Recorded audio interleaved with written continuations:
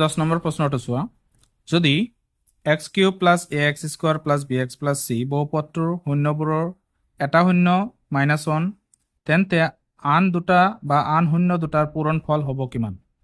তো এইটো আমাৰ ইয়াত অপশ্যন আছে a b - a + 1, b অপশ্যনটো হ'ল b - a - 1, c অপশ্যনটো a - b + 1 আৰু d হ'ল a - b - 1। তো ইয়াত কোনটো শব্দ হ'ব উলিয়াব লাগে। সো এইটো কেনেকৈ কৰিব লাগে আমি কৰি চাওঁ আহা। গামা ইকুৱেল টু সূত্ৰ আছিলে -b/a। ইয়াতে সূত্ৰ হিচাপত -b তিনিটা শূন্য থাকিলে ওপৰটো কি হয় x² সহগ হয়, তাৰপিছত তলৰটো কি হ'ব x³ সহগ। তিনিটা শূন্য দিয়া থাকিলে বা সৰ্বোচ্চ ঘাত 3 থাকিলে এনেকুৱা হ'ব। তেতিয়াহ'লে ইয়াতে যদি আমি মান বহাই দিওঁ আলফা প্লাছ বিটা প্লাছ ইয়াতে -1 হ'ব, এইটো গামাৰ মান যেটো মান দিয়া আছে আমাৰ, আৰু বিৰ মানটো হ'ব x² হওক। ইয়াতে x² লগত a আছে গতিকে -a ইয়াতে হ'ব, তাৰপিছত a ৰ মানটো হ'ব x³ লগত সংখ্যা কি আছে 1 গতিকে ইয়াতে 1 হ'ব। So alpha plus beta equal আমি এই -1টো সোঁফালে দিলে প্লাছ হৈ যাব, তেতিয়া হ'ব ইয়াৰ পৰা আমি -a পাই আছোঁ আৰু এইফালে আমি 1 পাই আছোঁ। গতিকে এইটো আলফা প্লাছ বিটাৰ মান আমি পালোঁ। এতিয়া আমি কি কৰিম শূন্য কেইটাৰ পূৰণফলৰ যোগফল, শূন্য কেইটাৰ পূৰণফলৰ যোগফল। ইয়াতে চোৱা কি কি আছিলে, এইটো যে alpha into beta plus beta into gamma plus gamma into beta কি আলফা ইকুৱেল টু এইটো সূত্ৰ আছিলে c/a। ইয়াৰ ক্ষেত্ৰত এই সূত্ৰত যদি আমি মান বহাই দিওঁ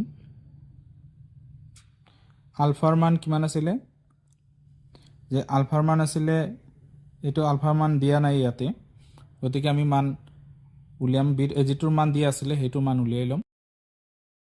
সো ইয়াতে alpha into beta plus alpha ইয়াতে বিটা আছে, বিটাৰ লগত গামা পূৰণ আছে গতিকে ইয়াৰ লগত -1 পূৰণ হ'ব কাৰণ গামাৰ মানটো -1 প্লাছ -1 আলফা ইকুৱেল চিৰ মানটো কি হ'ব, চিৰ মানটো হ'ল ধ্ৰুৱক পদ, গতিকে ইয়াতে ধ্ৰুৱক পদটো কোনটো হ'ব, এইটো হ'ব বি আৰু এইটো হ'ল x³ সহগ 1।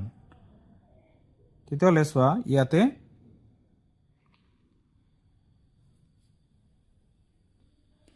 ইয়াতে আমাৰ কি হ'ব, এতিয়া চোৱা আলফা ইনটু বিটা প্লাছ বিটাৰ লগত -1 পূৰণ কৰিলে ইয়াতে কিন্তু মাইনাছ আহি যাব, মাইনাছ বিটা ইয়াত মাইনাছ আলফা হ'ব ইকুৱেল টু বি পাম আমি। তাৰপিছত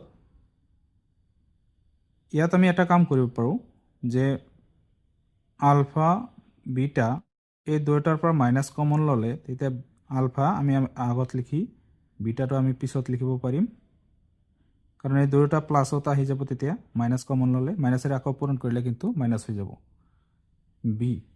এতিয়া চোৱা আলফা আৰু বিটাৰ যোগফল আমি কিমান পাইছিলোঁ, a - a + 1 এই দুটাৰ যোগফল পাইছিলোঁ। তেতিয়াহ'লে আমি ইয়াতে বহাই দিব পাৰিম alpha into beta minus alpha plus বিটাৰ মান পাইছোঁ আমি -a + 1 ইকুৱেল বি। তাৰপিছত আলফা ইনটু বিটা মাইনাছেৰে পূৰণ কৰিলে -a টো প্লাছ হ'ব আৰু -1 হ'ব ইকুৱেল বি। এতিয়া চোৱা আমি আলফা বিটা এই দুটা ৰাখি দি বাকী এই দুটা যদি সোঁফালে দিওঁ তেতিয়া কি হ'ব, বি এটো মাইনাছ হ'ব -a আৰু 1টো প্লাছ হ'ব +1। তো এইটো হ'ব আলফা আৰু বিটাৰ পূৰণফল, বাকী দুটা শূন্যৰ পূৰণফল বি -a +1। গতিকে এইটো হ'ব আমাৰ শুদ্ধ এনচাৰটো। যিটো আমি অপশ্যন কেইটা চাই লওঁ এতিয়া কোনটো শুদ্ধ হ'ব। সো ইয়াৰ ভিতৰত আমাৰ অপশ্যনটো আছে এইটো আমাৰ এইটো শুদ্ধ হ'ব লাগে কোনটো এনসাৰটো আছিল এইটো b - a + 1 b - a + 1 অৰ্থাৎ এই অপচনটো শুদ্ধ